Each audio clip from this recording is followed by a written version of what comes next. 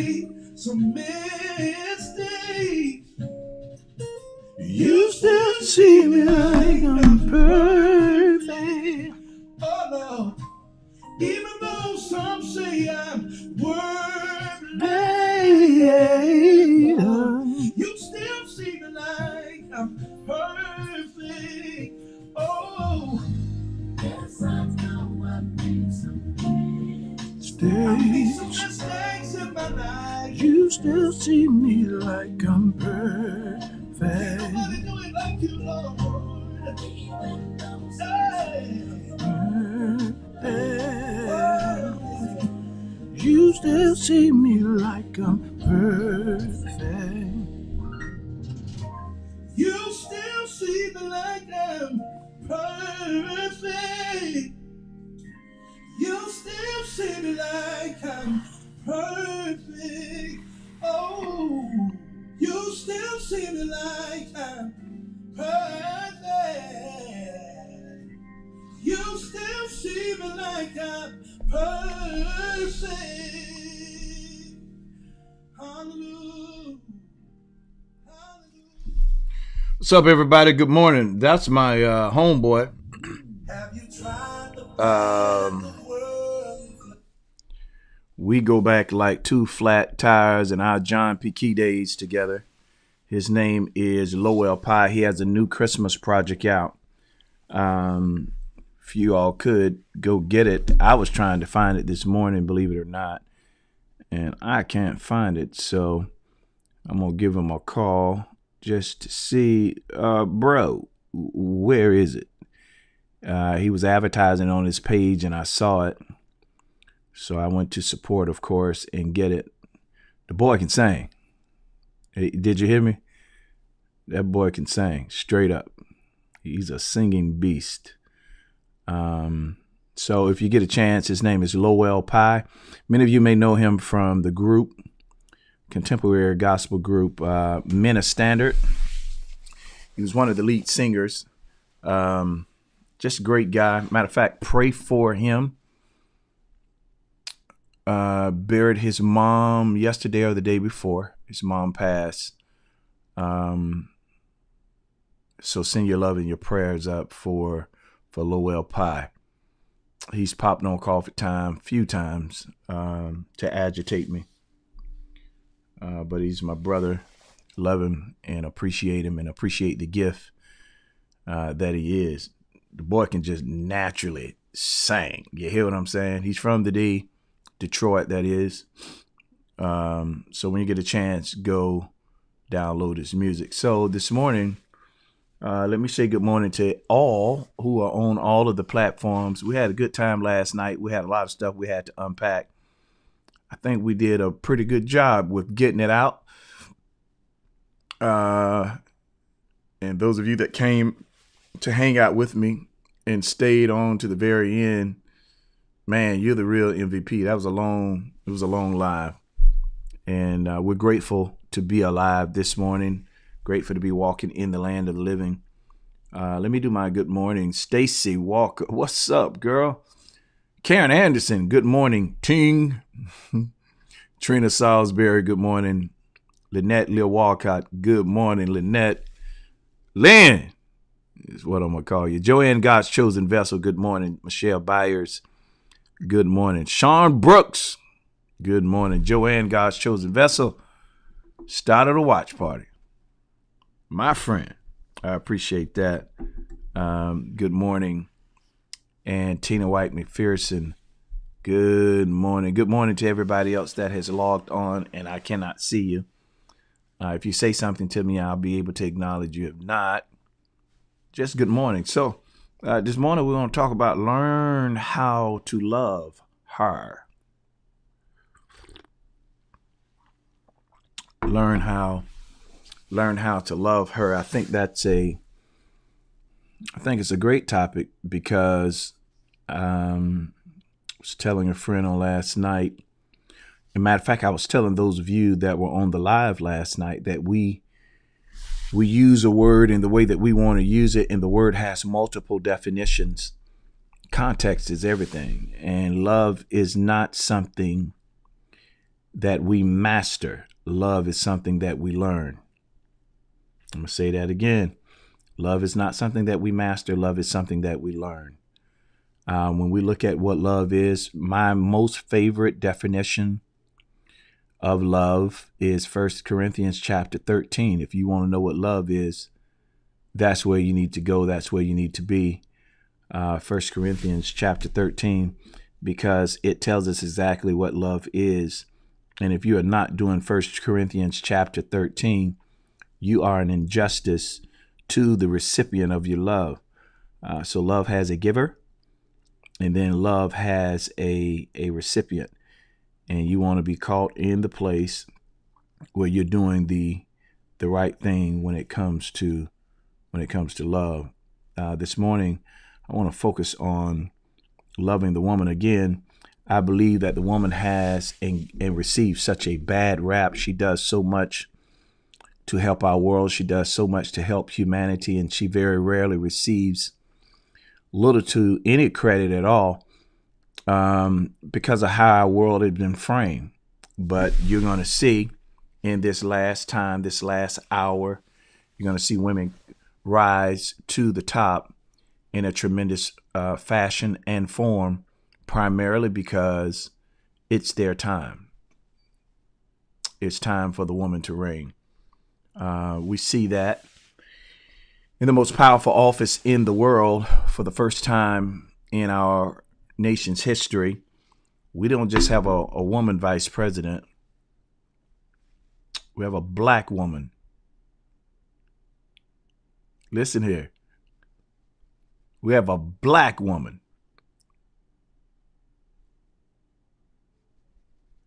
Some people don't smile and show their teeth because they don't have any. My heart goes out to you. But we have a black woman president, vice president. I like the ring of it. We have a black woman as vice president. Without her, I don't think Biden would have won. She was the key to the ticket. So when we start talking about learn how to love her, let's talk about what love is. So let me read 1 Corinthians chapter 13. It says, and though I have the gift of prophecy and understand all mysteries and knowledge, and though I have all faith, so that I could remove mountains, and have not charity, love, I am nothing. And though I bestow all my goods to feed the poor, though I give my body to be burned, and have not love, it profiteth me nothing. Love suffereth long and is kind. Love envieth not. Love vaunteth not itself. Love is not puffed up. Love does not behave itself unseemingly. Love seeketh not her own. Love is not easily provoked. Love thinketh no evil. Love rejoices not in iniquity, but rejoices in truth. Love beareth all things. Love believes all things. Love hopeth all things. Love endureth all things. Love never faileth. And I want to stop right there. So, women go through, and ladies, you can echo this. You can tell me if I'm right or wrong, but you go through so much. Let's just deal with your body. Women go through so much in their body with the stuff that is in the air. And when I say the air, I mean our universe.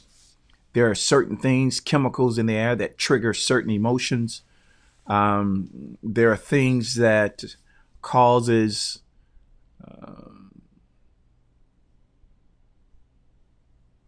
because of what they've done in our world, what they've done in the air, what they've done to the food. There are some women who have prolonged cycles. Some women's cycles are short. Some women don't have a cycle at all. And it's because over the years, with all the stuff that they put in food, the hormones, steroids, they've removed the natural cycle of growth, and now they can control when stuff grow. A natural cycle of growth and birth is when it is under the sun and it's living in its environment, such as, believe it or not, chickens. They took them from the wild. Now they have a farm, and they can determine when that chicken's going to lay an egg. And instead of going through the natural process of that chicken laying an egg, they have things that they induce the chicken with to make the egg big. The life of a chicken from the time of inception to the time it hits the chopping block now is 24 hours. Charmaine Stevens, good morning. Delta Blake, what up, girl? Stephanie Brooks, good morning. DeJuan McIntyre, good morning. 24 hours. In 24 hours, a chicken goes from egg and it's full grown. So they're removing the natural process that it takes for that chicken to grow. Now, same thing with salmon. LaShawn Mitchell, what up, sis? The natural process for salmon to grow.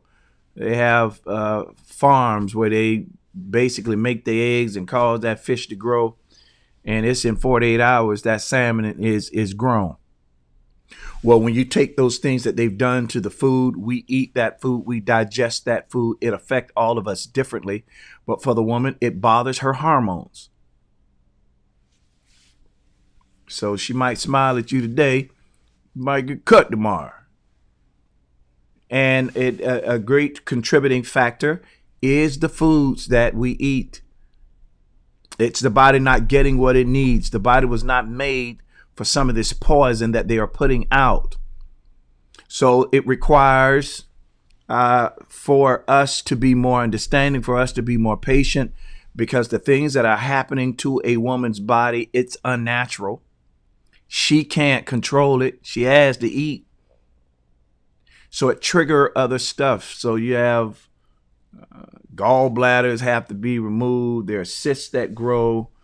All kind of things going in a woman's body. Watch. Now we take her. Before God put her in the world, everything that was supposed to be created was here. She didn't have to do anything. Adam was tilling the ground.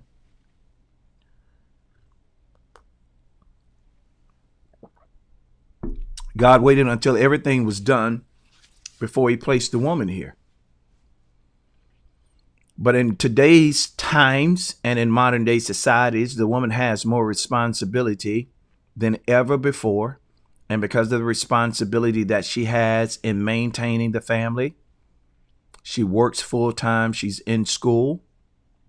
She's trying to hang out with the girlfriends. In addition to all of that, the financial responsibility that is placed on her is so incredibly large until she's killing herself just trying to make a living.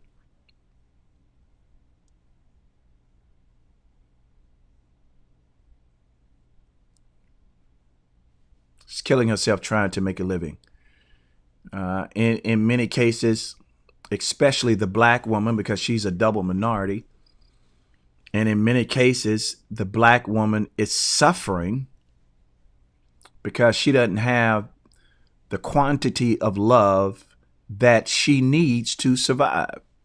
You know, all of us are arrogant in our own way. All of us have some level of pride. So one of the things that we like to say, we like to put this disclaimer out: I don't need nobody. And that's not true. Man is communal by instinct to be around or in harmony with like species. One of the greatest torments known to man is you stick him in a hole and leave him by himself, he will go crazy. Why is that? Because God created us for each other. Now, we've misused each other. We've abused each other. We've done some stuff to each other that we should not have done, but God created us for each other. When God was creating the world, he stopped with the world because he had no man to till the ground. Then when he looked at man, after he put man in the garden to till the ground, he stopped man and put him to sleep so he wouldn't be by himself. Pulled the woman out and brought the woman to the man. So we were made for each other. One of the problems scientists have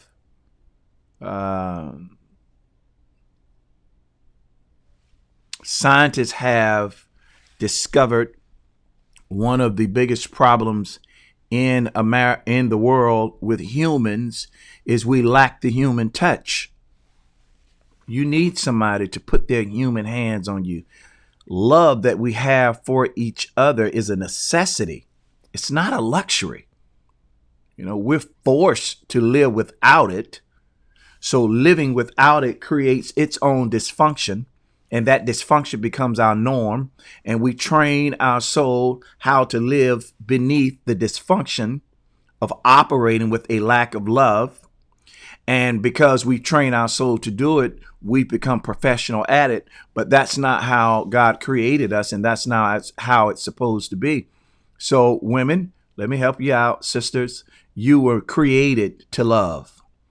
Your maternal instinct is so strong that there's nothing like the care and the love of a woman. Why do y'all think these men make it to the highest offices in the world?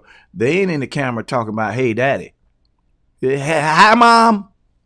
Christmas Day, Thanksgiving Day, big old 400-pound football player finds his way to the camera on the side. Hi, mom. Because of that maternal love that you're able to offer. Well, anything that you give out over a long period of time, if it is not reciprocated, you run dry. And there are a lot of people, believe it or not, there are a lot of women, there are a lot of black women. They are angry. Yeah, they're angry, and they have every right to be angry. They're doing the man's job. They're doing man responsibility, but they're built as women. They are women. And it's an unfair comparison. So yes, they're angry. They're agitated. They're frustrated. They're irritated. They're running on low levels of love. So what we have to do as men is we have to be more respectful for women in general, but we have to be even more respectful to the black woman because she carries the load of society. She's the mother of the universe. And Rhonda Oliver, good morning. Joanne, God's chosen vessel, good morning. She's the mother of the universe. Being a mother is a great responsibility. So we have to pour back into her the love that she releases to and for us. She carries the child 10 months. She gives birth to the child and raises that child. In many cases, while the man is out working, she's stuck with those children. And in modern day technology, she has a full-time job while she's raising his kids, carrying his kids. And she's in school trying to better herself, trying to create better opportunity. Dana Nisi, good morning. Thank you. So we have to be more understanding. We have to be more patient with her. And we can't look at her in a narrow sense. We have to look at each individual person to be able to provide them the love that is necessary for them to survive. P. Coffee Brown, she has always called me T-Pain. So, one of the things that is good, it's good, brothers, it's good that you learn her love language. Learning her love language provides her with the opportunity to be loved the way she needs and not the way we like.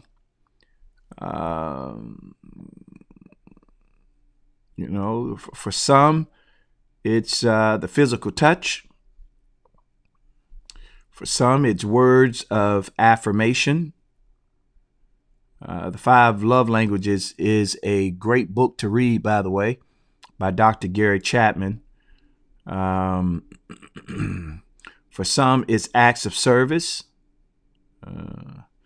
Matter of fact, let me just go through them real quick, because if we're going to learn to love her, we have to know how or what love she needs. It's nothing more frustrating.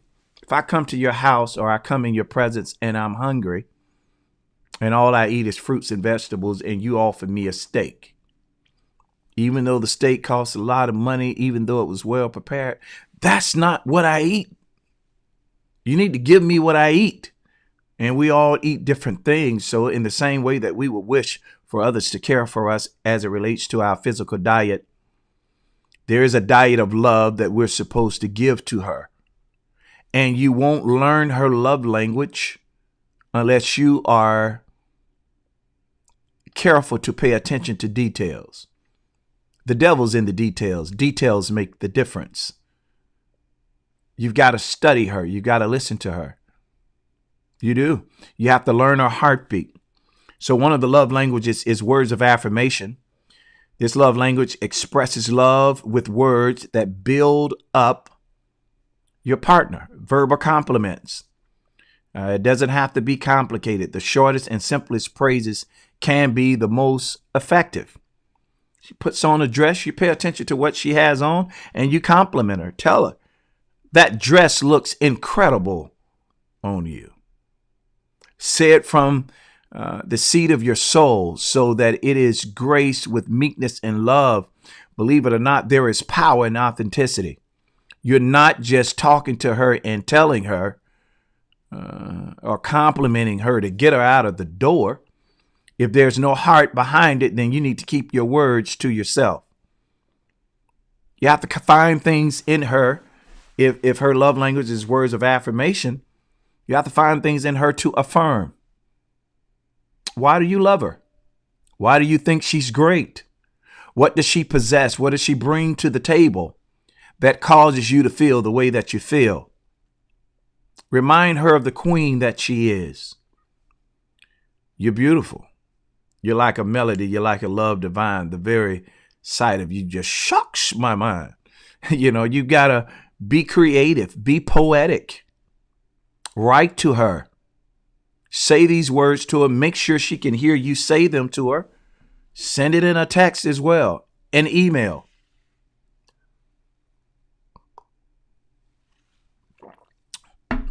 Do a recording of your voice and send that to her. Because if her love language is words of affirmation, then words of affirmation is what she needs.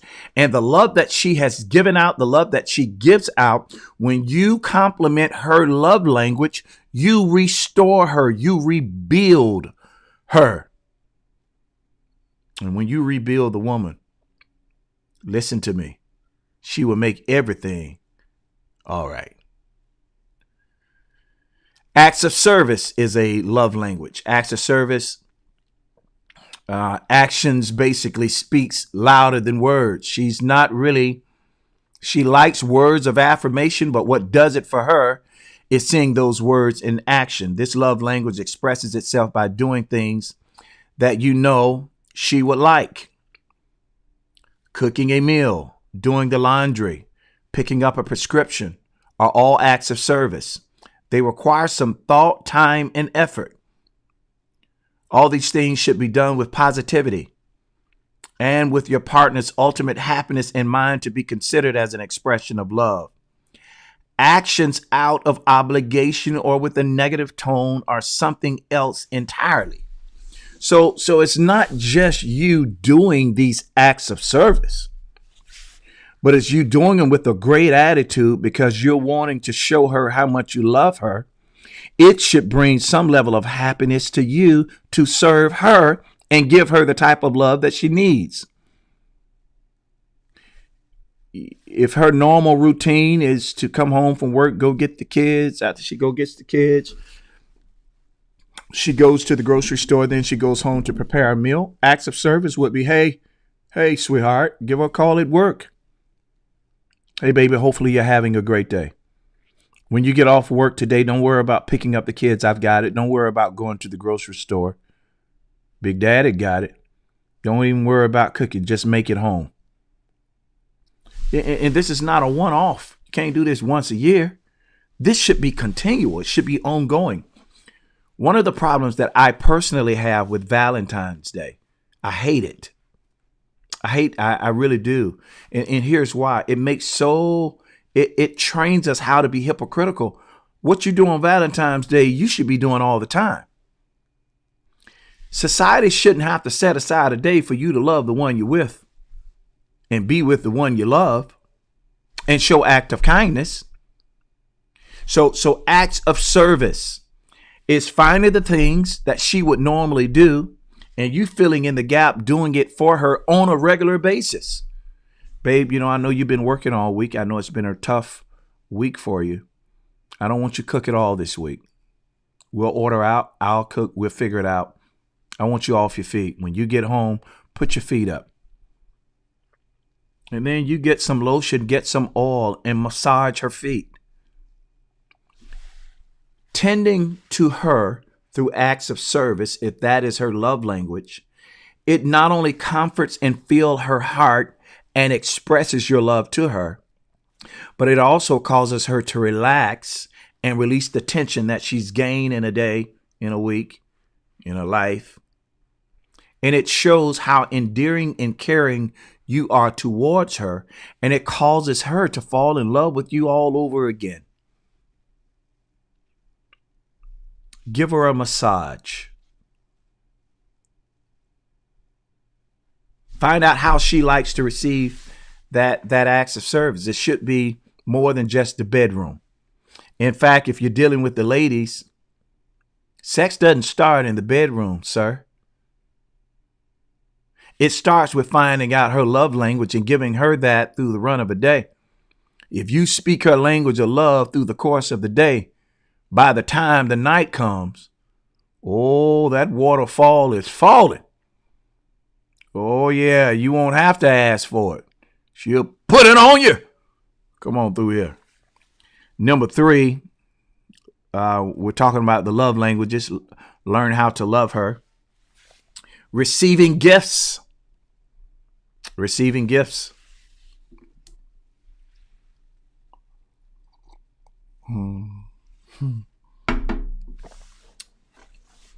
This love language isn't necessarily materialistic. And this is where a lot of brothers miss it. A lot of brothers miss it because we believe if her love language is receiving gift, that we have to have red bottom shoes. We got to buy a Gucci purse, Louis Vuitton. We have to show up with this. We have to show up with that. Let me tell you something. The greatest gift that you could ever give a woman is the gift that speaks to her heart and not necessarily her physicality. This love language is not necessarily materialistic. It just means that a meaningful, thoughtful gift makes your partner feel loved and appreciated. Something as simple as picking up a pint of their favorite ice cream after a long work week can make a huge impact. This is different than acts of service where you show affection by performing actions to help her. So receiving gifts, maybe, I'm telling you, bro, maybe you set the appointment. You call the nail salon and send her to get a pedicure, a manicure. Send her to get a massage. Don't let her do it.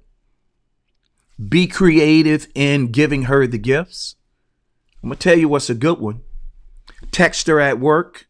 Tell her to come outside just for a second.